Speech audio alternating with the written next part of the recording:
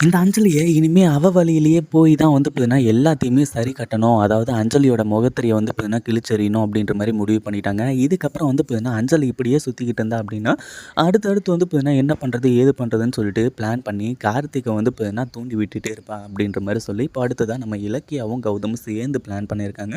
ஒண்ணு வந்து பார்த்தீங்கன்னா, இப்போ நம்ம அ அதாவது கார்த்திக் வந்து பார்த்தீங்கன்னா, இந்த கம்பெனி பொறுப்ப வந்து பிரிச்சு குடுக்குறது. அடுத்ததா இன்னொன்னு என்ன அப்படின்னு பார்த்தீங்கன்னா, இந்த அஞ்சலிக்கு இந்த வீட்டோட சாவி கொத்த வந்து பார்த்தீங்கன்னா குடுக்குறது. அதாவது இங்க என்ன ஆச்சு அப்படின்னு பார்த்தீங்கன்னா, அஞ்சலிக்கு ஒரு அவளுக்கு வந்து பார்த்தீங்கன்னா இப்போ பர்த்டே வருது. அந்த பர்த்டேவ செலப்ரேஷன் பண்ற விதமா நம்ம இலக்கியாவும், கௌதமும் வந்து பார்த்தீங்கன்னா, இப்போ பக்காவா பிளான் பண்ணி எல்லாமே பண்ணியிருக்காங்க. அதே மாதிரி இந்த அஞ்சலிக்கு சரியான அதிர்ச்சி. ஏன்னா லைட்லாம் ஆஃப்ல இருக்கு. என்னடா நடக்குது இங்க? அப்படிங்கிற மாரி இருந்துட்டு இருக்காங்க. இவங்க வந்த உடனே வந்து பார்த்தீங்கன்னா, லைட்லாம் ஆன் ஆகுது. இந்த அஞ்சலிக்கு வந்து பார்த்தீங்கன்னா, அதிர்ச்சியில வந்து மிதந்துட்டு இருக்கா. அடுத்ததா என்னாச்சு அப்படின்னு பார்த்தீங்கன்னா, நம்ம ஜானகி இருந்துட்டு சாவி கொத்த வந்து பார்த்தீங்கன்னா, கிஃப்ட்டா வந்து குடுக்குறாங்க இந்த அஞ்சலிக்கு. அதுவும் நம்ம இலக்கியாவோட பிளான் தான். ஏன்னா இலக்கியா இருந்துட்டு இந்த அஞ்சலிய வச்சு செய்யணும் அப்படின்னு சொல்லிட்டு வந்து பார்த்தீங்கன்னா, இப்போ முடிவு பண்ணிட்டாங்க. அதனால வந்து பார்த்தீங்கன்னா, இதுக்கப்புறம் எதுவுமே பண்ண முடியாது. இனிமே வந்து பார்த்தீங்கன்னா, அஞ்சலி வசமா மாட்டிக்குவா. இத பத்தி நீங்க என்ன நினைக்கிறீங்க? அந்த வீடியோ பிடிச்சிருந்தா லைக் பண்ணுங்க, ஷேர் பண்ணுங்க.